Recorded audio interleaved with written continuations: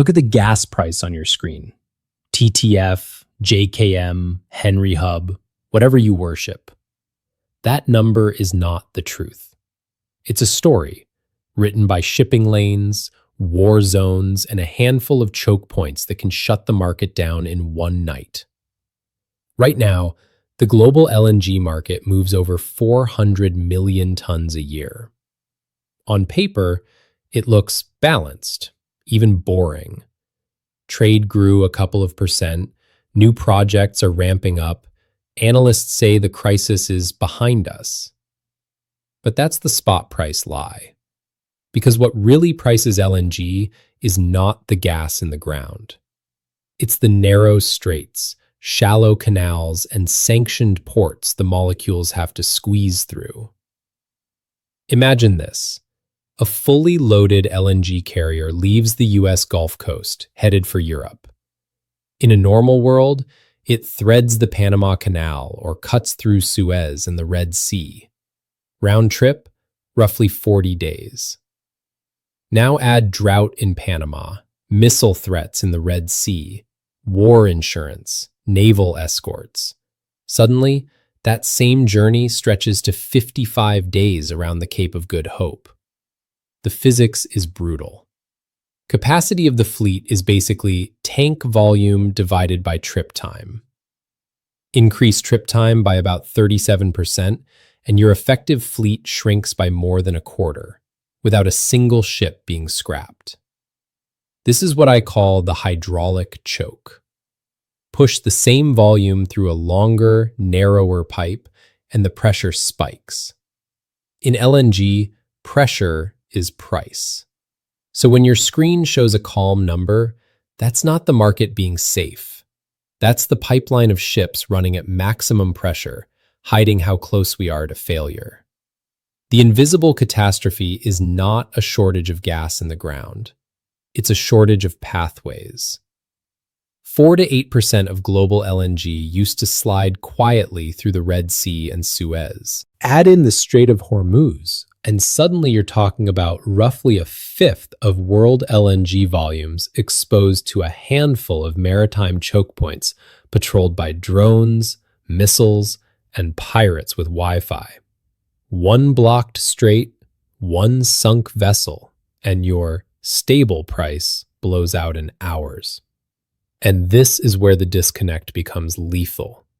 Traders stare at that flat line on European gas screens and talk about demand destruction and mild winter scenarios.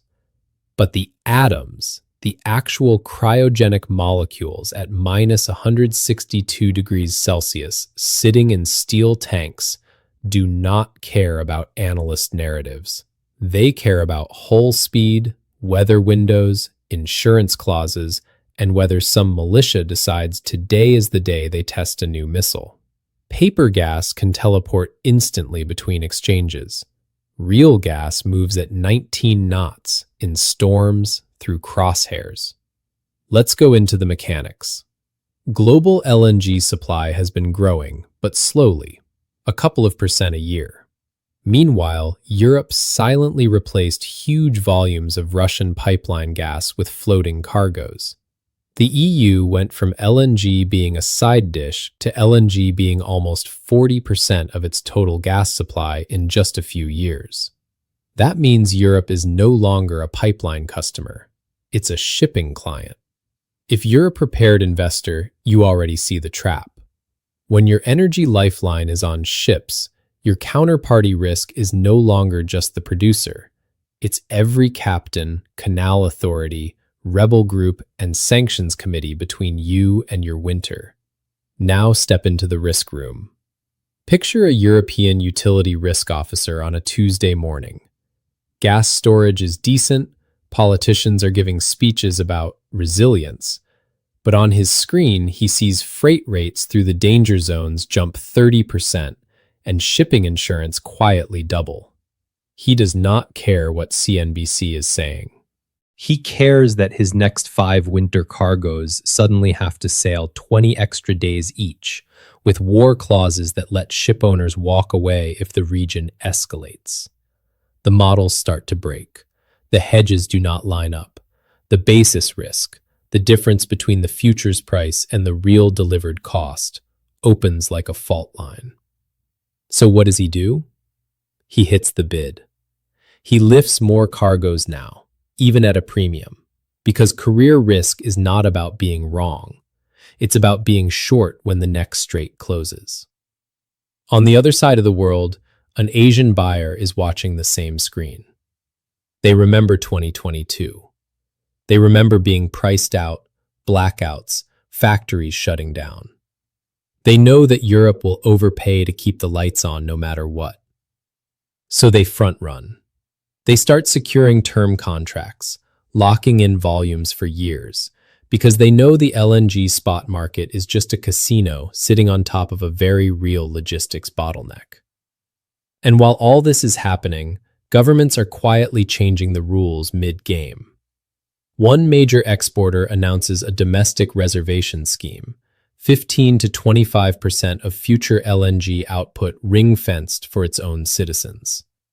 Not for altruism, but because politicians have finally understood the career risk of blackouts. That instantly turns every ton of future supply we thought we had into a question mark. At the same time, sanctions delay big Arctic LNG projects.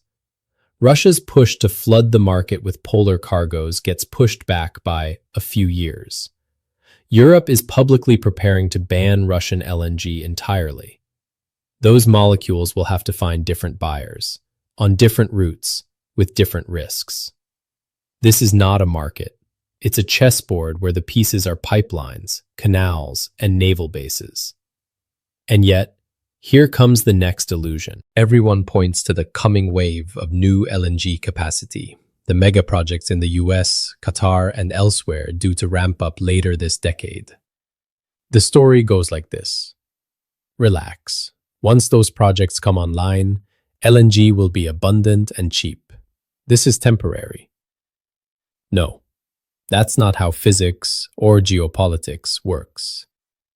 If you double the volume of water trying to pass through the same narrow valve, you do not get stability.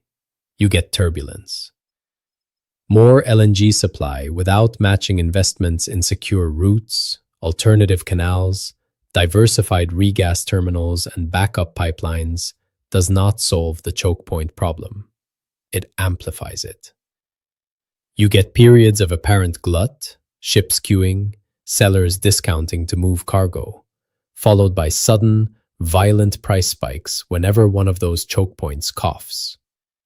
To the herd, it looks like volatility. To the prepared investor, it looks like mathematical inevitability. So what does this mean for you, sitting at home with a phone full of price charts? First, stop treating that benchmark price as reality. That number is a lagging indicator of logistics stress. By the time it screams, the ships are already rerouted, the insurance is already repriced, and the best cargoes are already spoken for. Second, separate paper gas from atoms. Paper gas is futures, swaps, tidy curves on a slide deck. Atoms are the molecules in physical storage, the equity in infrastructure that cannot be moved by a tweet, the long-term contracts with actual delivery obligations and real penalties. The spot price lives in the paper. The survival trade lives in the atoms. Third, understand where your own counterparty risk really sits. If your exposure is entirely screen-based, ETFs and derivatives on top of a supply chain that depends on perfect geopolitics, you're trusting a world that no longer exists. Prepared investors ask a different question. How many physical bottlenecks stand between this asset and the end user? And how many of those bottlenecks can be disrupted by drought, by sanctions, or drones? The fewer moving parts, the less your wealth depends on the next headline from a canal authority or a militia telegram channel. This is not about panic. Panic is for the herd. This is about seeing the hydraulic system as it really is, a global LNG network running close to its mechanical limits, with more volume being forced through the same fragile choke points every year. The herd will keep believing the narrative of normalization as long as the line on the chart looks flat. Prepared investors know that flat lines in stressed systems are just the quiet moments before the next pressure release. So hold the line. Stop worshiping the spot price. Study the canals, the straits, the sanctions lists, the domestic reservation schemes. Because in this market, the big move would not start with a candle on your chart. It will start with a ship forced to turn around. And by the time the herd sees it, it will already be too late. If you want to stay on the side of atoms, not promises, stay tuned and stay prepared.